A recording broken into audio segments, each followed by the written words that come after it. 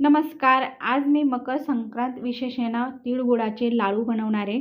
तर हे लाडू अतिशय मऊसूत आहेत. पाक बनवण्याची अचूक अशी पद्धत मी इथं तुमच्यासोबत शेअर करणार आहे. तर पहा, अतिशय मऊसूत आपले हे लाडू बनवून तयार होतात आणि लाडू वळवण्याची सुद्धा मी इथं अगदी सोपी पद्धत इथं सांगणार आहे. त्याच्यामुळं व्हिडिओ कुठंही स्किप न करता अगदी शेवटपर्यंत बघा, म्हणजे तुम्हाला हे लाडू बनवण्याची अचूक पद्धत बरोबर समजेल. तर पहा, अशा प्रकारे आपण इथं छान असे मस्त लाडू तयार करून घेतलेले. तर चला पटकन सुरू करूयात आपण छान असे मस्त तीळ गुळाच्या लाडूची रेसिपीला. तर त्याकरिता इथे मी पहा एक वाटीभर आहे ना तीळ घेतलेली आहे. आपण जी नेहमी वापरतो ना, तर ती तीळ आहे.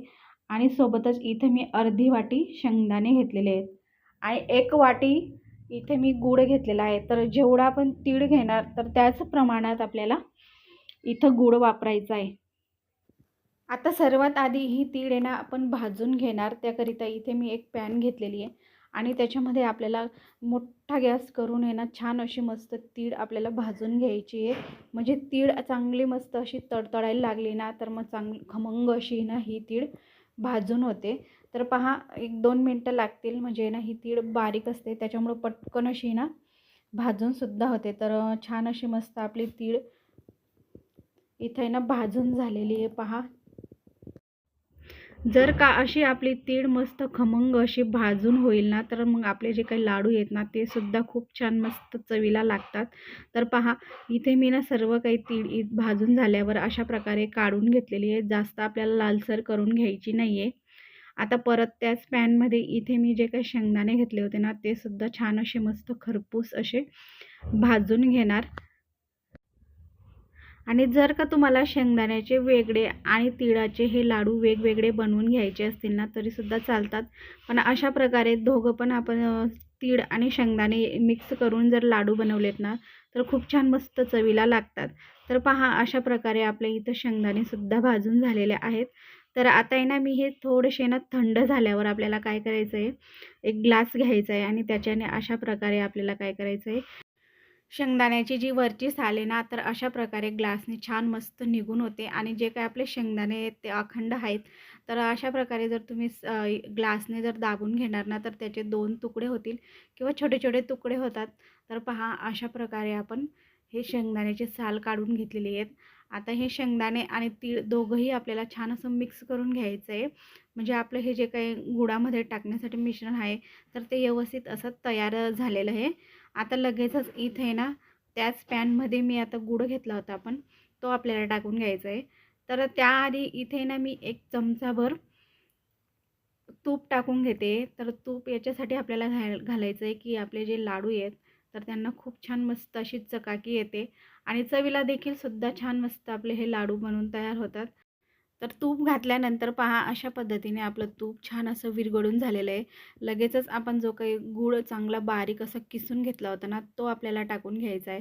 तर लक्षात घ्यायचं इथं आपल्याला गूळ चांगला बारीक चिरून घ्यायचा आहे किंवा छोटे छोटे मस्त बारीक तुकडे करून घ्यायचे, जेणेकरून आपल्या जेव्हा आपण ह्याचा पाक तयार करू ना, तर तेव्हा छान मस्त आपले हा पाक व्यवस्थित असं तयार होईल.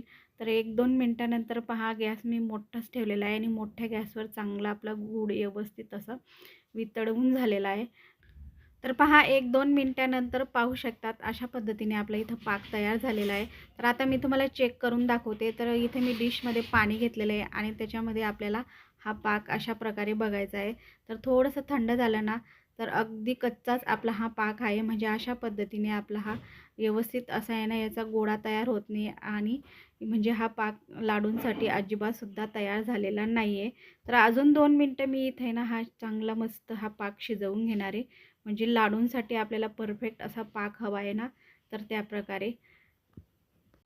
आणि 2 मिनिटानंतर पाहू शकतात पाण्यात टाकल्याबरोबर अशा पद्धतीची छान अशी मस्त आहे ना एक गोळी तयार होते आणि ही गोळी ना आपल्याला अशा प्रकारे थंड झाल्यावर सुद्धा ही बघा थोडीशी ना अशी पाण्यामध्ये तुम्ही ह्यात प्लेटमध्ये जर टाकून पाहिली ना, तर ती वाजायला पाहिजे. म्हणजे अगदी परफेक्ट अशी आपली इथं पाक बनून तयार झालेला आहे असं समजायचं. तर आता लगेचच मी ना पहिले गॅस बंद करून घेतलेला आहे आणि मगच आपल्याला तीळ आणि हे शेंगदाण्याचं जे काही मिश्रण आहे ते पाकामध्ये टाकून अगदी फटाफट आपल्याला मिक्स करायचं आहे, कुठंही सोडायचं नाही आहे. तर ही प्रोसेस खूप फटाफट करायची आहे. नाहीतर मग काय होईल, की जो काही पाक आहे ना, तर तो कडक होण्याची शक्यता राहते. म्हणून अगदी पटकन आपल्याला ही तीळ आणि जो काही पाक आपण तयार करून घेतलेला आहे ना, तर तो पटापट आपल्याला मिक्स करायचा आहे. आता हे गरम असतानाच आपण आहे ना, हे छान असं एका ताटामध्ये किंवा मोठ्या भांड्यामध्ये आपल्याला काढून घ्यायचं आहे. म्हणजे आपले जे काही लाडू आपण वडवू ना, तर ते सुद्धा पटकन वडवले जातात आणि थोडंसं गरम असतानाच हे पटापट आपल्याला हे लाडू आहे ना वडवून घ्यायचे आहेत.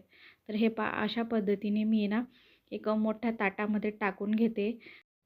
आता हे काही मिश्रण आहे ना, ते पूर्णपणे खूप गरम आहे, त्याच्यामुळे खूप चटके लागतात हाताला. तर त्याकरिता इथे मी ना 1 चमचा घेतलेला आहे. पोहे खाण्याचा जो आपला चमचा राहतो ना, तर तो घ्यायचा आहे आणि अशा पद्धतीने आपल्याला काय जेवढ्या आकाराचे लाडू बनवायचे ना, तर तेवढे मिश्रण आहे ना, अशा पद्धतीने चमचीने आपल्याला बाजूला करायचं आहे. तर अशाने काय होईल, की एकसारखे आपले लाडू तर बनूनच तयार होतात.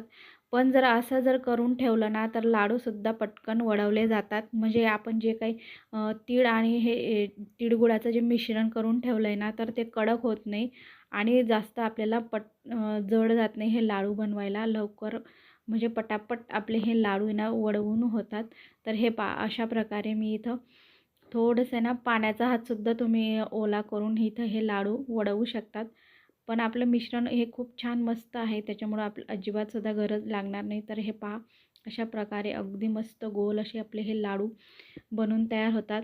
तर हे लाडू बनवायची प्रोसेस आहे ना खूप पटापट करायची आहे. म्हणजे हे जे काही मिश्रण आहे ना, ते लगेच कडक व्हायला लागतं.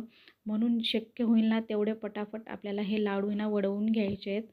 आणि जर अशा पद्धतीने तुम्ही थोडे जर हे तिळगुळाचं मिश्रण अशा प्रकारे चमचीने जर काढून घेतलं ना, तर खूपच पटकन ही प्रोसेस होते.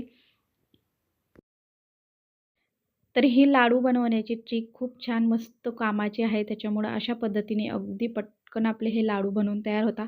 तर पहा एकसारखे आपले हे लाडू बनवून तयार झालेले खूप छान मस्त चवीला देखील अप्रतिम असे चवीचे आपले हे लाडू बनवून तयार होतात किंवा आपला हा पाक कुठंही चुकलेला नाही आहे. अगदी मऊसूत आपले लाडू बनवून तयार झालेले आहेत. पहा हाताने सुद्धा तुम्ही सहज हे लाडू आहे ना तोडून घेऊ शकतात. तरीसुद्धा आपले हे लाडू अजिबातसुद्धा कडक झालेले नाही आहेत. अगदी परफेक्ट आपले तिळगुळाचे लाडू इथं बनून तयार झालेले आहे.